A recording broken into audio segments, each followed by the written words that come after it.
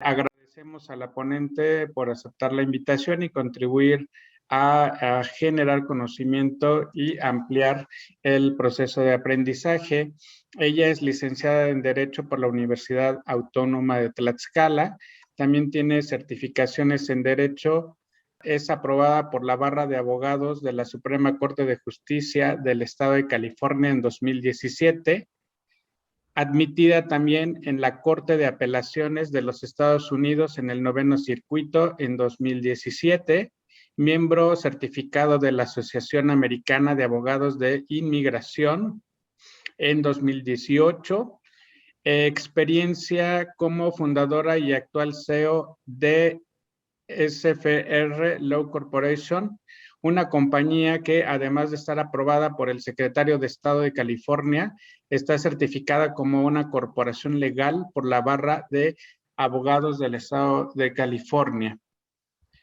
Ha representado migrantes provenientes de más de 12 nacionalidades diferentes frente a la Corte de Inmigración en proceso de remoción y frente al Departamento de Ciudadanía y Servicios de Inmigración de los Estados Unidos, en procesos afirmativos. Bienvenida, maestra Rocío. Cuenta con 35 minutos para hacer la presentación temática, 5 minutos para conclusiones y vamos a hacer una apertura de 10 a 15 minutos para preguntas y respuestas. La escuchamos. Listo, estoy empezando a tomar mi tiempo, 35 minutos. Bueno, como les comentaba el maestro Cristian, la ponencia del día de hoy va a ser acerca de derecho internacional y derecho migratorio y me voy a estar enfocando en el derecho internacional como parte del núcleo de, como parte del núcleo de la globalización. Entonces,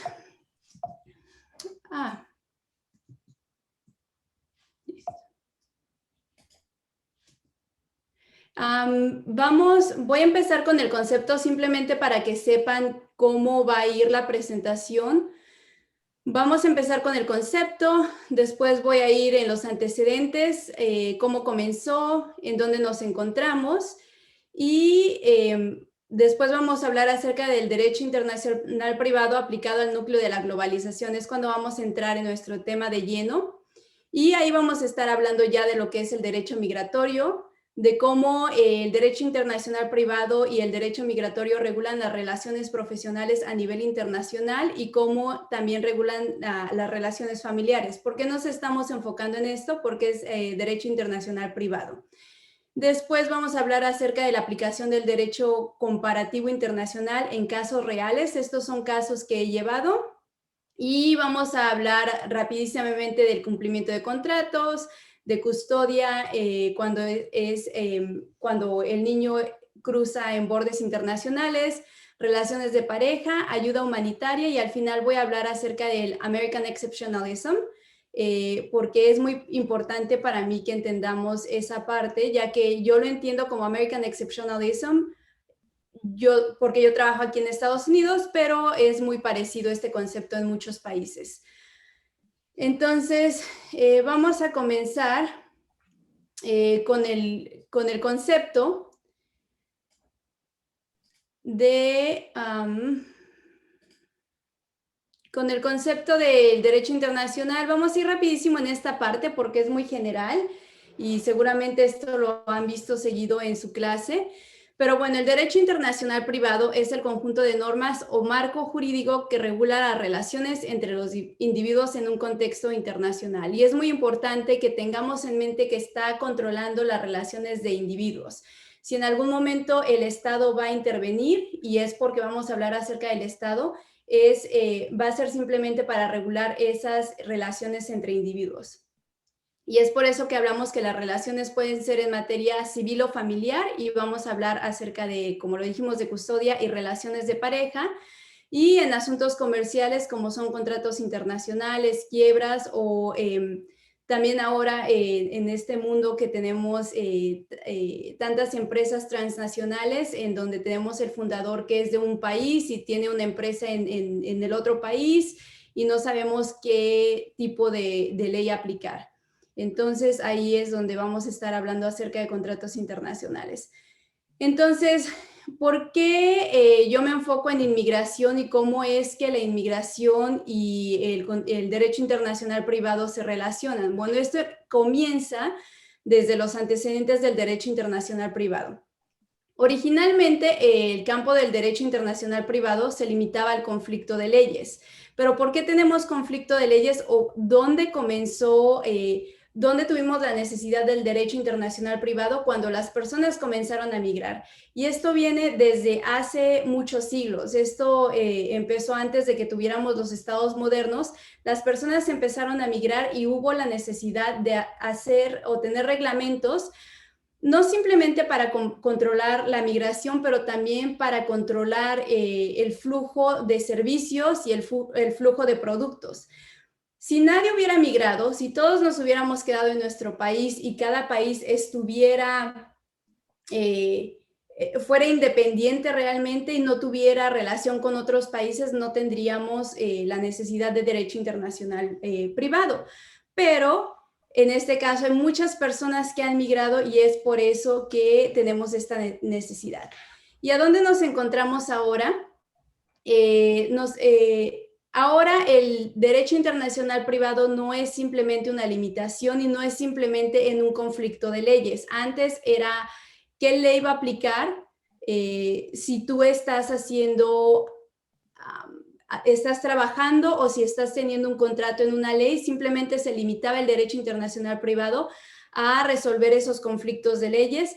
Ahora el derecho internacional privado se dedica a promover y aplicar el derecho internacional como una herramienta de cooperación. ¿Y cómo digo una herramienta de cooperación? Porque el objetivo es reactivar la economía.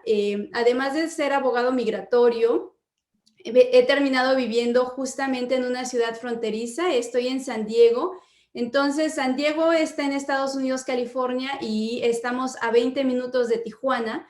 Es una zona muy activa y la cooperación entre países es muy importante y lo hemos visto mucho este último año con COVID, que se necesita para reactivar la economía, para fortalecer pequeñas empresas, porque al fin y al cabo, cuando hablamos de derecho internacional privado, parece que vamos a estar hablando de empresas gigantes, de empresas grandes, y es real, pero todo siempre debe de estar enfocado al individuo, porque sin el individuo no se puede, no habría a quien regular. No nos serviría de nada las leyes. Y bueno, esta definición la estoy tomando y ahí termina diciendo del hemisferio, porque le estoy tomando de la Convención Americana de Países Americanos, no recuerdo bien, ya mandé la bibliografía y lo pueden checar todo, pero pasa lo mismo en la Unión Europea. Estamos muchísimo más acostumbrados a escuchar acerca de la Unión Europea, y a veces parece que estos países europeos estuvieran más avanzados, sin darnos cuenta que también hay tratados que nos afectan directamente como individuos en México. Entonces, voy a hablar ahora de lo que es la globalización. Y cuando hablo de globalización, y es porque este es el tema central de nuestra plática el día de hoy, el derecho internacional privado aplicado al núcleo de la globalización. El término globalización parece un poco anticuado, parece un término de los 90s, ya nadie lo ocupa. Hay muchas personas que dicen que la globalización ya está en decadencia. Sin embargo, este año, más que otros años, nos ha enseñado que el término globalización es más importante que nunca, y aun cuando... Y fue una paradoja, porque decían que la globalización iba a terminar en el momento en que pudiéramos hacer justo lo que estamos haciendo ahorita, conectar sin tener que moverse de forma internacional, poder conectar a las personas sin tener que trasladarse. Pero nos damos cuenta que aunque los viajes internacionales están muy bajos, la gente sigue sin poder trasladarse de país A a país B. Los acuerdos y los contratos entre empresas grandes ha habido mayor contratación a nivel internacional de bienes y de servicios. ¿Por qué? Porque ahora es muy fácil contratar a una persona que no está viviendo en tu país para hacer trabajo que está haciendo directamente o que está siendo afectado directamente en tu país. Y vamos a hablar más acerca de ello cuando hablemos acerca de contratos. Pero eso nos demuestra que la globalización es simplemente se está transformando, como todo está evolucionando, y simplemente lo vamos a ocupar como un término para hablar acerca de internacionalización. Sin embargo, la globalización sigue existiendo. ¿Y por qué es para mí muy importante y por qué digo que el núcleo de la globalización son los migrantes? Porque el 3% de la población mundial, y eso parece casi nada, pero estamos hablando de millones de personas, viven fuera de su país. Y México, en México todos tenemos al primo, al tío, al amigo, alguien que sabemos que se desarrolla profesionalmente fuera de su país. Y es por eso que tenemos contratos internacionales y es por eso que debemos de regular las relaciones entre individuos a nivel internacional. Entonces vamos a comenzar ya hablando acerca de lo que es nuestro tema el día de hoy, que son las normas migratorias y cómo éstas regulan las relaciones profesionales y las relaciones de familia. Entonces vamos a comenzar hablando, no todavía. Entonces vamos a comenzar hablando acerca de las relaciones profesionales internacionales y cómo son reguladas. Las relaciones internacionales profesionales son reguladas por medio de visas de trabajo. La mayoría de las visas de trabajo están basadas en acuerdos internacionales y son recíprocas. En ocasiones, y yo que trabajo con muchos migrantes, parece que las visas de trabajo o que las políticas de Estados Unidos son racistas. Y bueno, hablar de inmigración siempre va a venir con muchos temas, se pueden abrir a muchos temas. Y podría sentirse que las visas de trabajo están divididas o se dan de una forma racista. Sin embargo, una vez que te pones a estudiar un poco más la ley, todas estas leyes están basadas en acuerdos internacionales y recíprocos. ¿Y aquí, a qué me refiero? Si los europeos tienen más oportunidades de abrirles las puertas a los americanos, y como dije desde el principio, y este es un big disclaimer, voy a estar refiriéndome más que nada a la ley americana.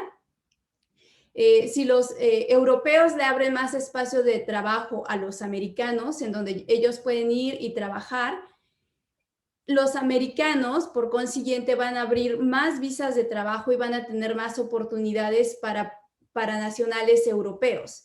Y cuando hablamos de nacionales europeos, ya, si se dan cuenta, ya no hablamos de Italia, de España, de Portugal, lo hablamos como un bloque. Y es ahí en donde a veces pensamos que las leyes son un poco racistas, pero es un bloque que contiene muchísimos países cuando lo comparamos, por ejemplo, con México, que es un país. Es un país muy grande, sí, pero sigue siendo solo un país, no un bloque que contiene varios países.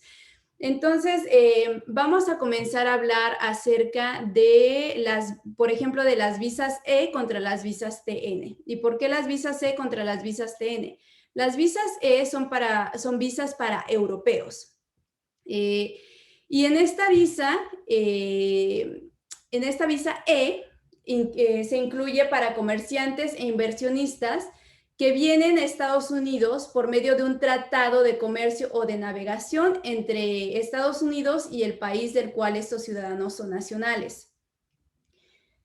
¿Por qué es importante? Porque si nos damos cuenta, estas personas que ocupan esta visa E no necesitan llenar los requisitos que se necesitan a lo mejor para una visa H1B, que son las más comunes o las que vemos más comúnmente y que son las en las que más personas vienen a trabajar, que son profesionales, son los que escuchan que trabajan en Google, que trabajan en Amazon, en empresas muy grandes. ¿Por qué la visa E es muy buscada por europeos?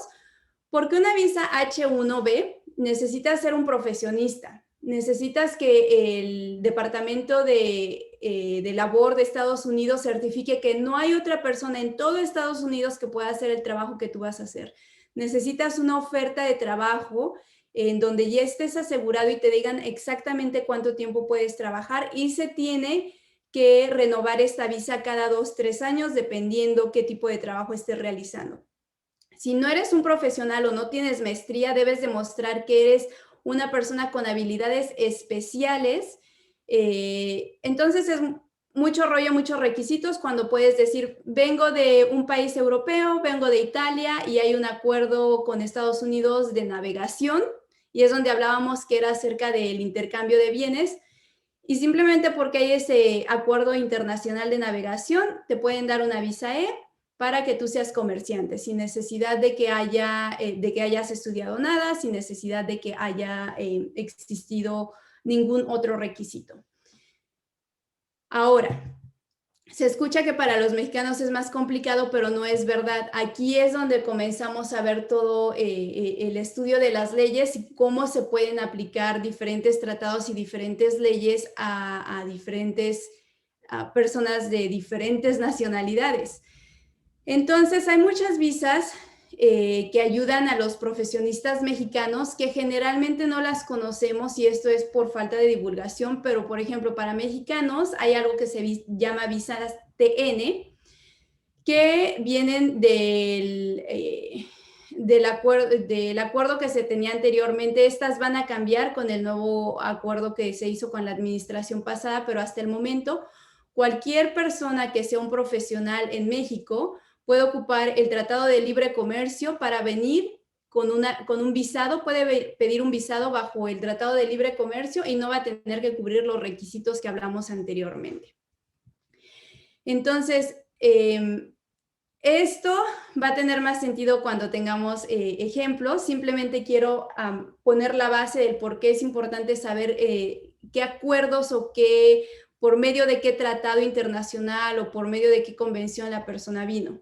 Ahora, regulando relaciones familiares a nivel internacional, tenemos algo que se llama SIJS, y esto va más dirigido a visas humanitarias. Tenemos SIJS, que es la visa juvenil especial, y aquí vamos a ver muchas controversias en esta visa juvenil especial.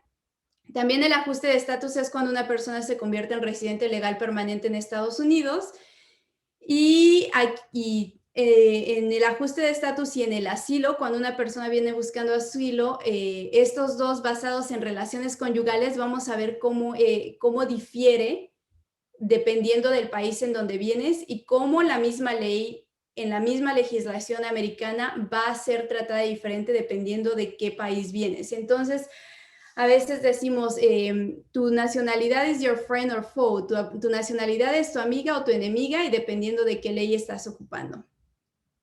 Y bueno, todas estas decisiones, como también las decisiones en sentidos humanitarios, también están basados en acuerdos internacionales y en reciprocidad.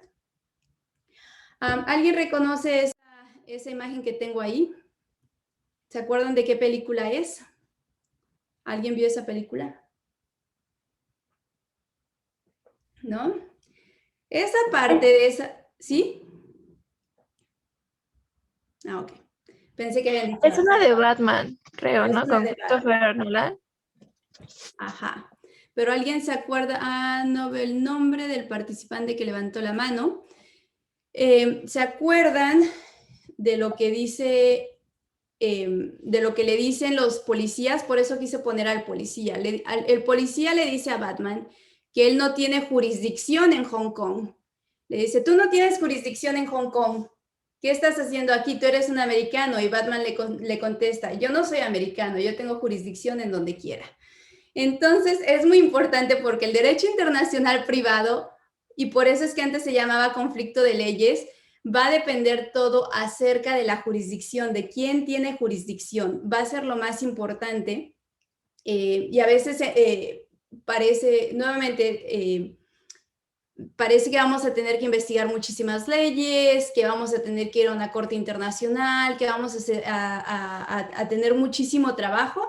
Y ya sé que cuando somos estudiantes eso parece súper emocionante, pero ahora que trabajo trato de evitar las cortes internacionales en cuanto más puedo, y lo mejor de todo va a ser que encuentren cuál es la jurisdicción en donde se debe de resolver su disputa.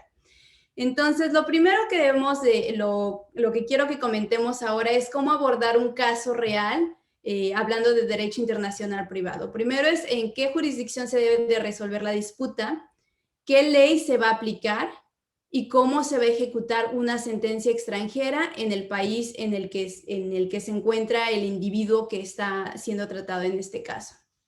El análisis, ¿qué análisis deben de llevar para hacer eso? Primero vas a ver qué jurisdicciones individuales existen, cuántas jurisdicciones podrían tomar el caso, y va a ser muy parecido cuando hablamos, por ejemplo, cuando hablamos de jerarquía de leyes, nuestros países, que es quién lo va a ver, la Corte de Apelaciones, la Corte del Distrito tal, o qué jurisdicción. Entonces, vamos a ver qué jurisdicciones podemos pedir.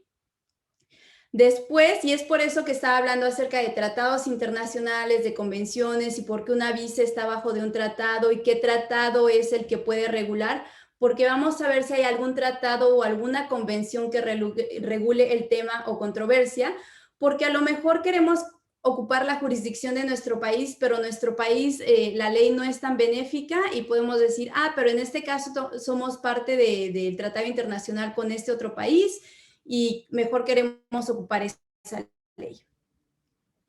Vamos a ocupar fuentes secundarias. ¿Por qué? Porque siempre es más fácil leer fuentes secundarias que las leyes directas, y una vez que encontraste lo que querías, simplemente pones qué artículo es el que vas a citar, y en vez de chutarte toda la ley, en vez de leer toda la ley. Y una vez que decidiste qué jurisdicción vas a ocupar, qué tratado está envuelto, a lo mejor te das cuenta que el otro país que está envuelto en la disputa, o de donde es el otro nacional, tiene leyes que son más benéficas para ti. Entonces es muy importante también siempre investigar la ley de la jurisdicción extranjera, a donde sea que vayas a resolver, o de donde sea la otra persona. ¿Y por qué es esto importante? Como todo, porque en ocasiones en la práctica somos un poco flojos, o pensamos que porque no hablamos el idioma o que porque el juez no habla el idioma lo podemos ignorar. En muchas ocasiones estamos dejando pasar oportunidades muy grandes para resolver nuestro caso si no investigamos la jurisdicción del otro país. Ahora tenemos Google Translate, hay muchísima... yo estoy aquí en California, ustedes están en sus casas, hay muchas formas en las que se puede contratar a un traductor, a una persona que haga las traducciones, o se puede hacer por internet. Entonces, no dejen pasar nunca esa oportunidad de investigar la jurisdicción extranjera. Ahora, ya vamos a empezar con ejemplos para ver si aterrizamos un poquito más las ideas, y sé que estoy yendo muy rápido, pero obviamente si hablamos de derecho internacional privado, inmigración, es un tema muy amplio, pero bueno, vamos a empezar a aterrizar todo. Y esto es una situación muy común. Tenemos el ejemplo de un ciudadano mexicano que está trabajando para una empresa irlandesa, y la empresa irlandesa tiene la sede en California. El ciudadano mexicano fue contratado en línea por el gerente de las oficinas en Londres, y el contrato fue firmado por medio de DocuSign. Entonces, nunca estuvieron juntos, todo fue por internet, y cada persona estaba en su país, y la persona, después de que fue contratado, le dijeron que iba a trabajar en las oficinas de California, Estados Unidos, y ya que la persona estaba aquí en California de Estados Unidos, una vez que ya había hecho su visado, que había ido a la embajada y todo, le asignan un proyecto que no estaba contemplado en las obligaciones y en las responsabilidades que establecían su contrato. Y si él, y obviamente, como les decía, se tienen que pedir permisos especiales, debes de decir qué tipo de trabajo vas a hacer. A lo mejor esta persona no tuvo una visa H1B, donde va muy específico. Perdón, esta persona no ocupó una visa TN, que es donde simplemente por ser profesionista y por ser de ciudadanía mexicana, puedes venir y trabajar en Estados Unidos si una empresa ya te contrató. no supo acerca de esa visa o la empresa no supo y le dieron una visa H1B en donde sus actividades están limitadas simplemente para lo que dice en su contrato. Si esta persona se obedece a su gerente directo, va a infringir su visado y va a caer fuera de estatus legal, lo que le llamamos normalmente va a estar ilegal, ya no va a tener... Y si no obedece a su gerente directo, le han dicho que va a ser despedido, pero su contrato era por 3 años. Entonces, él ya había planeado su vida por 3 años, es un muy buen salario. ¿Qué van a hacer? ¿Qué ley está rigiendo su contrato? Él está en Estados Unidos, ya está en Estados Unidos, pero fue contratado mientras estaba en México y la persona que lo contrató estaba en Londres. Nunca estuvieron en la misma jurisdicción. Entonces, ahí va a ser lo primero, recuerdan, vamos a investigar qué jurisdicción, cuántas jurisdicciones pueden aplicar en este caso y tenemos que es la jurisdicción irlandesa, la jurisdicción inglesa, la jurisdicción de Estados Unidos y la jurisdicción mexicana. Ahí vamos a empezar a ver, cuál de esas jurisdicciones es la más benigna en términos de ley laboral. Y de hecho California es muy protectora de los trabajadores y también Irlanda. Esos son los 2 países que yo elegiría primero. Después vamos a ver qué ley está rigiendo su estadía en Estados Unidos. Ahí vamos a ver qué tipo de visado tiene la persona y cualquier otro problema que ustedes puedan puntualizar. Entonces vamos a hacer el análisis como lo expliqué al inicio y vamos a hacer investigación de leyes. También en contratos, algo que ustedes pueden hacer y que es la mejor recomendación que les puedo hacer es que si alguien de ustedes, ya sea que sea el contratante o que ustedes estén escribiendo el contrato, pueden puntualizar ahí, pueden decir, este contrato va a ser regido por las leyes de la jurisdicción y aunque nadie haya estado ahí, ustedes pueden poner por la jurisdicción de China o de donde se les antoje, pero entonces ese contrato va a estar regido por la jurisdicción que está expresamente dicha en el contrato. Pero si no tenemos eso expreso en el contrato, entonces tenemos que hacer toda la investigación y es muchísimo más complicado. Eso es acerca de contratos. Ahora vamos a hablar acerca de cómo aplicamos la relación, el derecho internacional a relaciones familiares. Y este es un tema con el cual yo también trabajo muy seguido y siempre me deja un poco nerviosa, que es acerca de custodia. Entonces, en Estados Unidos, cuando alguna persona, les hablaba de la visa juvenil especial que es SIJS, y yo hago generalmente pláticas con migrantes cuando vienen en camino casi todos los fines de semana y siempre les digo que si vienen con menores de edad, menores de 21 años, traten de buscar la visa juvenil especial y les explico cómo hacerlo. Ahora, cuando las personas llegan con un menor a Estados Unidos, si viene el menor solo, ocupamos el SIJS, y si viene el menor ya sea solamente con la mamá o con el papá, también ocupamos SIJS, porque se lo dan a todos los menores de 21 años que puedan demostrar que sus papás fueron negligentes, que han sido abusados por sus papás o que los papás los han abandonado. El hecho de que un menor de 21 años esté cruzando fronteras sin la documentación necesaria, sin los bienes necesarios, eso ya te habla de negligencia. Entonces les conseguimos esta visa y el niño puede vivir aquí en Estados Unidos. Cuando digo niño, 18, 19 años, nosotros ya no los consideramos niños, pero pueden vivir aquí en Estados Unidos. Y esto simplemente beneficia al joven, al menor de 21 años, no a los papás. Pero ahora, si tú quieres sacar a un menor de Estados Unidos y no tiene...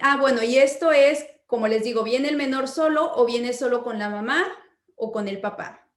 Si tú tratas de sacar a un menor de Estados Unidos sin el permiso de ambos padres, de las personas que tienen custodia de este niño, tú estás haciendo sustracción de menores y puedes ser detenido, aunque sea tu hijo, aunque tú digas que el papá le pegaba, aunque tú digas que hay una sentencia de custodia en tu país, si tú estás sacando ese menor sin otras regulaciones, por eso es que puse ahí the Hague Convention aspect of bla, bla, bla, bla, bla. Es súper complicado, parece serpientes y escaleras y tiene que ser siempre caso por caso. Entonces, ahí empezamos a ver cómo el derecho internacional privado, aun cuando tengamos leyes, no está bien desarrollado y puede ser ocupado por cualquier país para su beneficio. Y bueno, rapidísimo, voy a ir también acerca de las relaciones de pareja y cuál es la diferencia entre matrimonio y esposos, porque, por ejemplo, cuando estoy defendiendo un caso de asilo y hablo acerca de matrimonio, no necesito demostrar que las personas estaban casadas civilmente, porque el asilo está regido bajo la Convención de Ginebra y simplemente te dice que las personas deben de ser esposos, y esposos no es lo mismo que un matrimonio civil.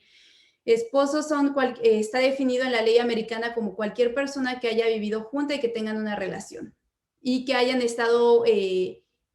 tenido una ceremonia en la cual los dos hayan estado presentes. No te dicen si ceremonia civil, si ceremonia religiosa, si ceremonia con sus amigos, simplemente el término de esposos es muy amplio.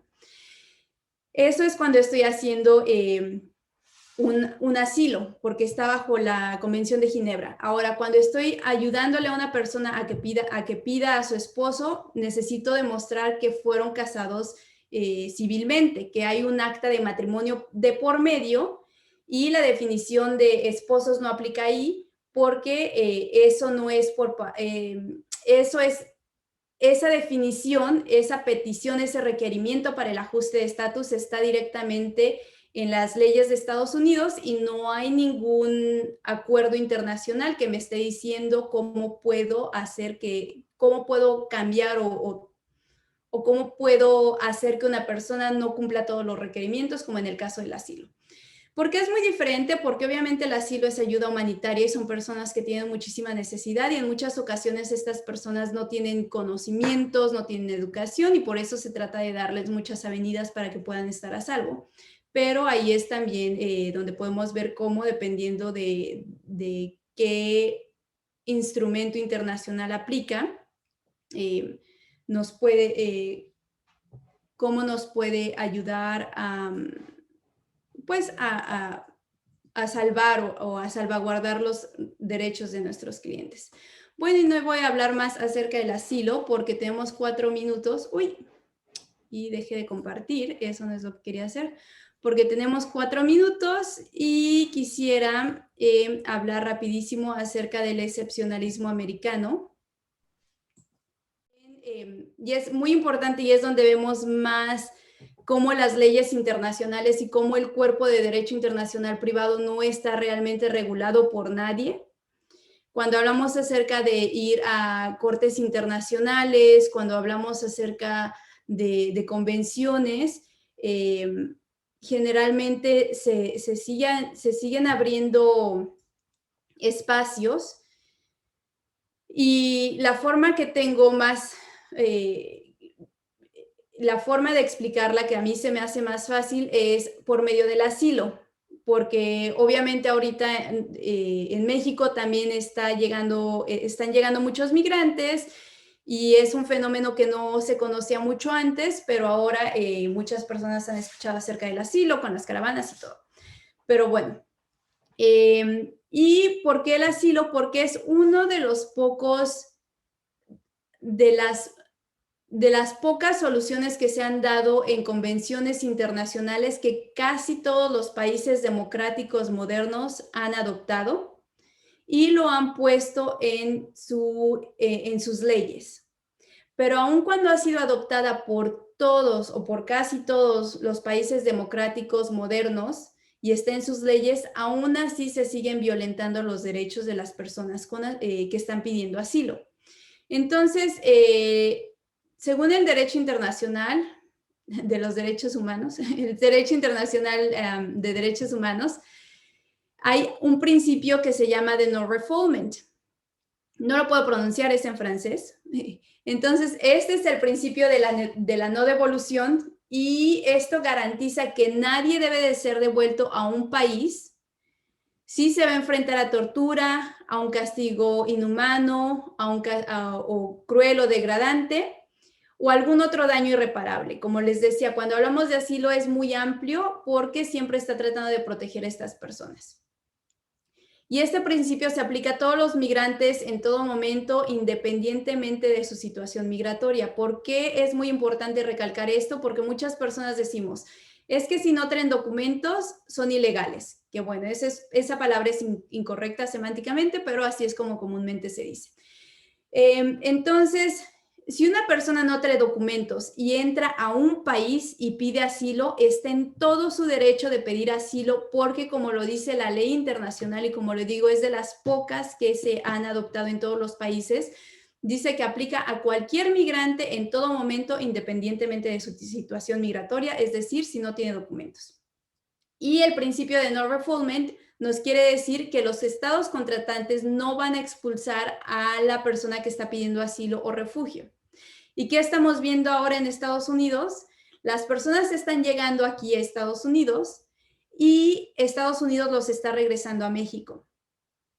¿Por qué está haciendo eso? Eso es porque México y Estados Unidos están violando tratados internacionales abiertamente porque México le ha permitido a Estados Unidos sacar a los migrantes nuevamente al país mexicano. Yo amo México, es mi país, crecí ahí, pero no tenemos una cultura migratoria. Si en Estados Unidos no tenemos cultura de respeto migratoria, en México no lo tenemos porque nunca habíamos estado expuestos a este tema. Generalmente los migrantes pasaban y México era un país de tránsito. Ahora muchos migrantes están pasando y como no los dejan pasar, se están regresando a México y México no es un país en el que los migrantes puedan estar salvos. Entonces, México y Estados Unidos están violando esta ley internacional y todo el mundo lo sabe. ¿Por qué lo están haciendo? Porque están haciendo un acuerdo mutuo por debajo de la mesa, o no sé cómo explicarlo, y es por eso que estas personas están siendo violentadas en sus derechos. Y bueno, esto me lleva con lo que voy a cerrar, que es el excepcionalismo americano. ¿Y qué es el excepcionalismo americano? El excepcionalismo americano, no estoy hablando de que los americanos sean excepcionales porque son muy buenos o son grandiosos o tienen las mejores leyes. Se le llama excepcionalismo americano o se le empezó a llamar así en 1945 cuando América empezó a tomar liderazgo a un nivel internacional. Pero al mismo tiempo se resiste a cumplir con estándares internacionales. Si ustedes se dan cuenta, depende de quién sea el presidente, depende de la administración. En ocasiones decimos que los valores de Estados Unidos son valores internacionales y que todo el mundo debe de adoptar los valores de Estados Unidos y que vamos a llevar democracia a todo el mundo. Y hay administraciones que dicen que no, que los valores americanos son mejores que los valores del otro mundo y que nadie sea igual a Estados Unidos. Entonces, esto es a lo que llamamos American exceptionalism, excepcionalismo americano, perdón, me empiezo a trabar cuando empiezo a hablarlo, mi Spanglish. Y el ejemplo más, bueno, se le empezó a llamar excepcionalismo americano y en inglés hacen un juego de palabras donde pasó de exceptionalism a exemptionalism, que quiere decir que ya no son simplemente excepcionales, sino que ellos se exentan de hacer algo. ¿Y cuál es donde lo vemos más claramente? Es cuando los Estados Unidos van a una convención internacional, ayudan a crear las reglas, ayudan a crear lo que va a regular internacionalmente y lo que va a regular a varios países y firman el tratado en la convención, pero cuando llegan a su país no lo ratifican. Como sabemos, y esto también lo hacemos en México, se firman tratados internacionales y llegas a tu país y los ratificas. Pero en Estados Unidos, en muchas ocasiones, esos tratados nunca se ratificaron y Estados Unidos ya hizo que todos los demás aceptaran ese tratado. Entonces, ellos se exceptúan de estos tratados internacionales. Entonces, esto es lo que hace que la participación de Estados Unidos en convenciones internacionales y en tratados internacionales sea casi simbólica, porque no adopta o no ratifica muchos de estos tratados internacionales y no aplican en el país. El ejemplo más grande es la pena de muerte. Se supone que la pena de muerte no debe de existir en los países y hay muchísimos tratados internacionales en los que Estados Unidos es parte. Y en Estados Unidos la pena de muerte sigue existiendo y se siguen ejecutando personas. Entonces, para cerrar, cuando hablamos acerca de ley internacional, y esto va a sonar muy básico, pero estas van a ser siempre las bases cuando estén trabajando con derecho internacional, deben de ser bastante cuidadosos con la semántica. La semántica lo es todo, porque las palabras o lo que tú estás diciendo, cómo se aplica o cómo se traduce al idioma en el que lo estás ocupando, puede hacer una diferencia impresionante. Entonces, hay que ser muy cuidadoso con la semántica. Siempre deben de decidir qué jurisdicción va a resolver la disputa. ¿Por qué? Porque si ustedes no deciden qué jurisdicción van a ocupar, algún juez o la contraparte va a decir, yo quiero ocupar esta jurisdicción. Y también busquen si existe el tratado o una convención que regule el tema de controversia. Chequen en su contrato o en la disputa en la que estén si alguien ya eligió su jurisdicción. Y sobre todo, ya sea que estén legislando, porque sé que muchas personas aquí no están tratando de ser abogados, pero están tratando de entrar en política, ya sea que estén legislando, que sean los que están creando las leyes, ya sean los que están aplicando una ley porque son jueces o porque están ayudando a investigar las leyes, recuerden que las palabras son importantes y que cada una lleva un significado y un mensaje en sí misma. Y es por eso que ese excepcionalismo, que yo lo llamo excepcionalismo americano, también se efectúa en todos los estados, porque en México también hay muchas leyes internacionales que firma y que no respeta. Y todo está en la semántica y cómo se aplica.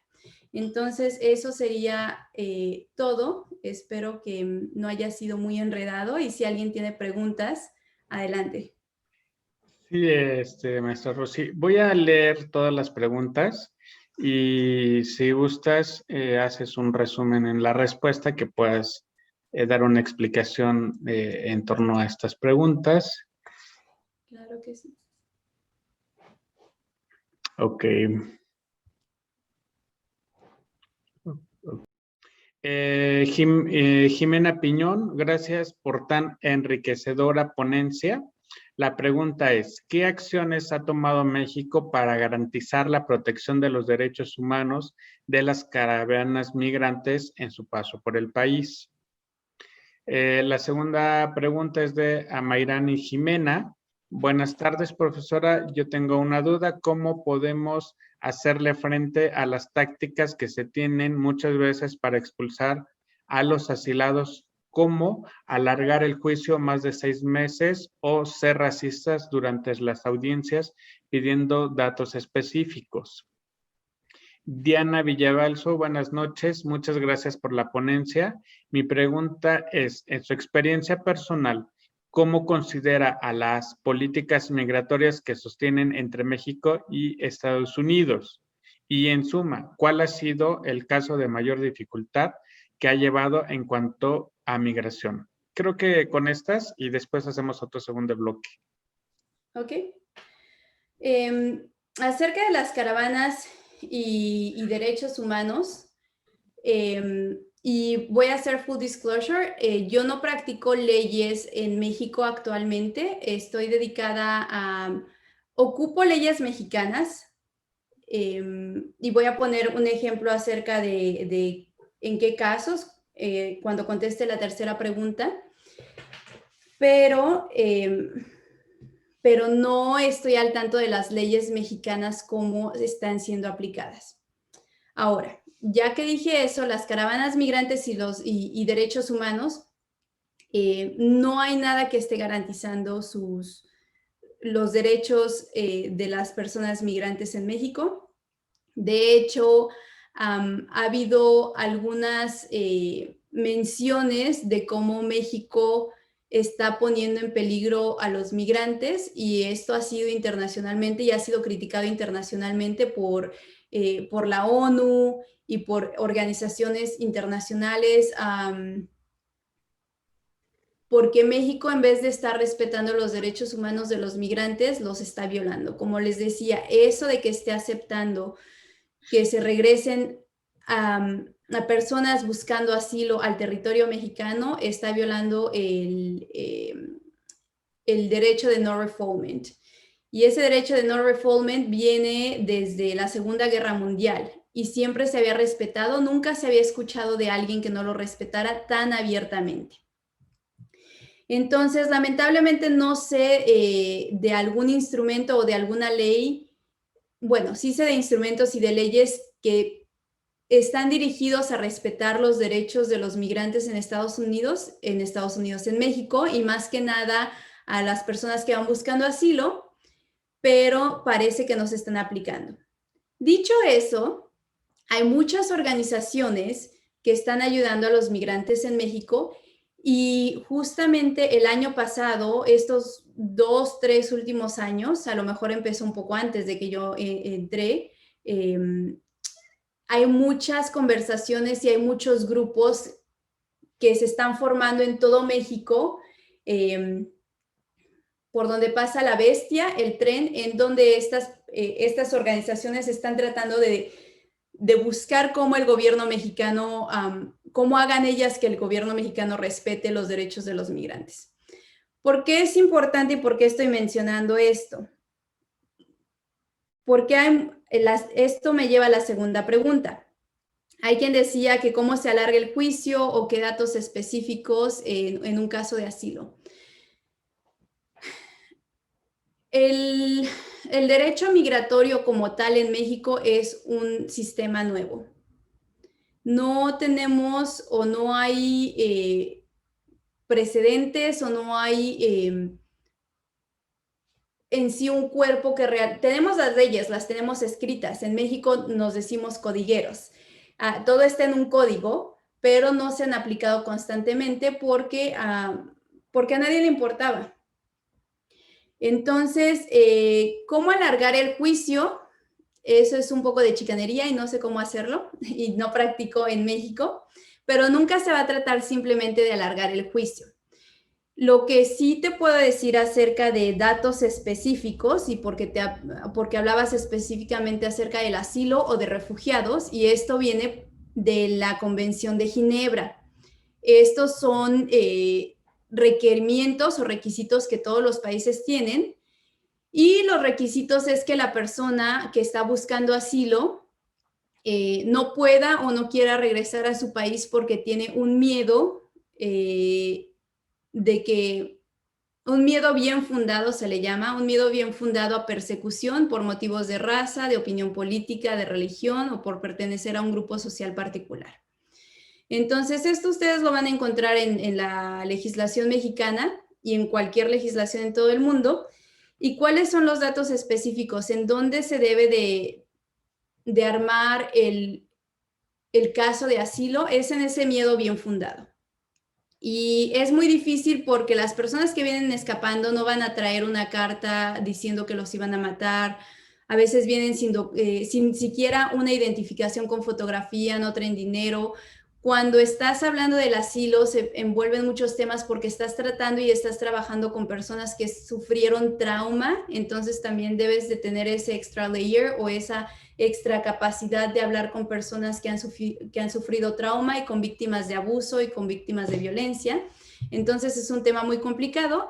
Y en datos específicos, lo único que te puedo decir acerca de construir tu caso de asilo es vas a tener que trabajar con un psicólogo o con un trabajador social, porque esos datos específicos te los va a dar el psicólogo o el trabajador social para que tú se los puedas presentar al juez. Pero bueno, en asilo podemos hacer toda una hora. Y las políticas migratorias entre México y Estados Unidos, ¿a qué nos referíamos con eso? Olvidé la pregunta. Que cuál era el caso, que en los casos que he trabajado, cuál era el caso que más, no ha sido el más difícil, pero ha sido uno de los más recientes y es muy interesante porque fue durante el cambio de la administración pasada y con el nuevo presidente que tenemos, esta persona venía pidiendo asilo y cuando ella entró, teníamos la administración pasada y la administración pasada, de hecho, habían hecho leyes nuevas o reglamentos nuevos donde dijimos que era el fin de, que era la muerte a la ley de asilo en Estados Unidos. Entonces, es donde les decía que hay que hacer mucha investigación. Me tuve que poner a investigar acerca de concubinatos y de cómo explicar que esta persona, porque estaban pidiendo que ahora el matrimonio o que la ley o que la relación entre pareja tuviera que ser certificada civilmente, debería de haber un certificado de matrimonio y la ley de asilo no nos pide eso. Entonces, esta persona era del norte de México y no sé si saben que en México ahora las concubinas ya pueden pedir alimentos, aun cuando el concubino o la otra parte tenga esposa o esposo. Porque antes la ley hace 2 años únicamente decía que si el concubino o la concubina estaba casado, entonces la otra persona no podía pedir alimentos y no tenía derechos. Entonces, ahora estas nuevas leyes que le están dando derecho a los concubinos, aun cuando la otra persona esté casada, o que dicen que si se tienen hijos de por medio no es necesario el pase del tiempo de 3 años, me parece. Esas son leyes nuevas y tuve que hacer investigación y traducir jurisdicción para poder presentarle eso a mi juez de inmigración aquí en Estados Unidos. Y es lo que les decía, el derecho migratorio va a ser todo basado en semántica, mucha investigación y mucha traducción, o por lo menos en lo que yo hago, pero es lo mismo en contratos internacionales, porque necesitábamos probar que aun cuando fuera en la jurisdicción de México, porque lo que estaba diciendo el juez es que en la jurisdicción mexicana ese matrimonio no era reconocido, entonces sí, no es reconocido como un matrimonio, pero tiene derechos. Entonces eso fue muy complicado porque acababa de cambiar la ley y ella había estado en esta relación por años. Pero bueno, ganamos ese caso. Y el otro que me viene a la mente que también fue complicado fue de una persona que estaba aquí con una visa y él estaba muy contento porque vendió su empresa por $12 millones, entonces él estaba contentísimo y no se dio cuenta que al vender la empresa, él ya no tenía una visa. Su visado era para trabajar en esa empresa y para crear esa empresa y para ser el CEO de esa empresa. Entonces, cuando él vende la empresa por $12 millones, aunque él estaba feliz de la vida, su visa se había terminado y él estaba como indocumentado en Estados Unidos y tuvimos que hacer toda esa investigación de cómo aplicar que aunque él ya no era el CEO de esa empresa, él seguía siendo un empleado, por así decirlo, y seguía fingiendo las mismas funciones aun cuando ya no tenía el título para poder hacer que no fuera indocumentado. Entonces, el dinero y el tipo de casos que uno tiene no tiene nada que ver con los sistemas internacionales o las leyes que pueden estar inmiscuidas. Rosy, tengo una pregunta. En Estados Unidos, ¿quién resuelve la situación migratoria?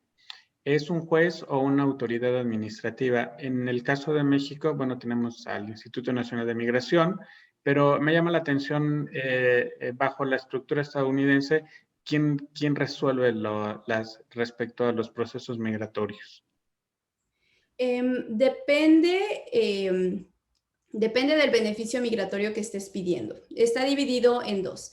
Tenemos a EOIR, Executive Office of Immigration Review, que es la Oficina Ejecutiva de Revisión Migratoria, que es la que ve los casos de personas que ya están en proceso de remoción. Antes se le llamaba deportación, pero ahora le llamamos remoción. Y en ese caso es un juez. Entonces, por ejemplo, una persona que viene pidiendo asilo y es detenida cuando entra, está en proceso de remoción y sería un juez. En el caso que acabo de explicar de esta persona con una empresa muy grande, si él hubiera, y es tan complicado, a veces es simplemente por el paso del tiempo. Si él hubiera estado sin darse cuenta que no tenía documentos por otros 3 meses y no hubiera salido del país, esa persona hubiera estado en proceso de remoción también, porque el paso del tiempo lo hubiera hecho un indocumentado por más de 6 meses que ya te ponen en proceso de remoción. Entonces, él también hubiera estado bajo EOIR. Pero cuando estás pidiendo un visado, cuando, por ejemplo, pides el asilo, pero no te han agarrado o no te han detenido, o cuando estás pidiendo un ajuste de estatus, que es cuando 2 personas se casaron, uno es americano o residente legal permanente y el otro no tiene visa, esos beneficios migratorios, cuando todavía no estás en proceso de remoción, son frente a USCIS, la Oficina de Ciudadanía Ciudadanía e Inmigración de Estados Unidos. Y ese es un cuerpo administrativo. Entonces tenemos los dos y en ocasiones depende simplemente del paso del tiempo quién va a tomar jurisdicción en el caso. Pues digo, muy interesante porque digo, aquí también vemos un poquito del estudio comparado México-Estados Unidos y por lo menos aquí en materia de migración, pues vamos a decir, está el Instituto Nacional de Migración y en materia de refugiado y asilo político tenemos la COMAR, que es la Comisión Mexicana de Ayuda a Refugiados y Asilados Políticos.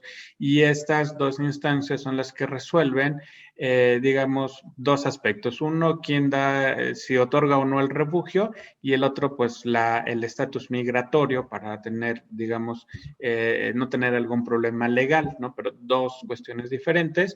Y por lo que veo en Estados Unidos, sí tenemos la presencia de un juez y de una autoridad administrativa, dependiendo del caso. Y en México no tenemos un juez que va a decidir sobre un refugio, sobre un asilo, ¿no? Digo, ya hablando de un proceso tal vez mucho más complejo, de una violación a un derecho o de una autoridad, sí puedes llegar a un juez, pero de entrada son esas dos autoridades administrativas. Y bueno, aquí para ir cerrando en nuestra sesión, creo que nos hace falta más tiempo. Creo que es un tema muy interesante y a los chicos creo que les gusta o les interesa este tipo de casos y de práctica, porque sí nos hemos dedicado tal vez un poco más a la teoría y a veces necesitamos, bueno, ampliar, ¿no? O que quede mucho más claro con esa practicidad que manejas y que lo has vivido y que, bueno, la migración México-Estados Unidos pues es masiva. Incluso ahorita tuvimos justo una conferencia de cooperación procesal internacional, estuvo el director de esa área y nos compartía justo eso, ¿no? Que el 85% de solicitudes, de cartas rogatorias y de exhortos, pues se dan con el país del norte. Y ahorita pues lo vemos del otro lado, ¿no? Digo, ya haciendo el análisis, compañeros, en la anterior ponencia pues vemos a la autoridad, ¿no? Contribuyendo a que se realice pues estos procesos y con la ponente Rocío pues lo vemos más de esa parte del litigio internacional, de que vamos y acudimos con el experto que nos ayuda a resolver dudas, que nos ayuda a llevar un proceso administrativo judicial y ellos son los que activan, ¿no? En determinados casos cuando se requiere algo con México, a las autoridades mexicanas, como lo decía el anterior ponente, la autoridad central, ¿no? Entonces aquí hacemos una unión entre lo que nos menciona la ponente Rocío y la anterior y pues nos has ayudado, Rocío, a complementar este ciclo del derecho internacional privado que, como lo hemos señalado en el transcurso de nuestro curso, pues es muy amplio el derecho internacional privado. Digo, ahorita nos has puesto ejemplos desde contrato mercantil, desde familia, ¿no? Migración, y pues es una diversificación muy, muy amplia el derecho internacional, Rosy. No sé si quieres concluir con algún comentario para cerrar nuestra sesión. Simplemente darle las gracias a maestro por la invitación. Es siempre muy importante se me hace muy interesante hablar con jóvenes porque realmente es de donde vienen las ideas. El derecho y cualquier ciencia se quedaría estancada si no hay personas que vienen preguntando, que vienen empujándonos, que vienen haciéndonos dar ayudándonos a darnos cuenta que a lo mejor no hemos abierto una puerta o no hemos bajado una barrera o no hemos hecho algo. Entonces, para mí siempre es muy agradable hablar con jóvenes y sobre todo cuando me hacen preguntas, a lo mejor no tuvimos mucho tiempo y se manejó más en tipo ponencia, pero déjenme decirles que si alguien quiere ponerse en contacto conmigo, parece que ahí puse mi correo electrónico en las slides y si no, se los dejo en el chat. Se pueden contactar conmigo ahí en cualquier momento. Rocío, Sí, comparte el correo electrónico y digo, cualquier asesoría, pues ya pueden tener ahí con Rocío. Formas parte, si no me equivoco ahorita, de una asociación internacional, entonces pueden compartir mucha experiencia. Los alumnos son en relaciones internacionales y a veces requerimos pues de que nos compartan un poco de esas experiencias y de esa visión que hay en Norteamérica respecto en Estados Unidos de estos procesos migratorios, conflictos, etcétera. Claro que sí. Un gusto estar con ustedes.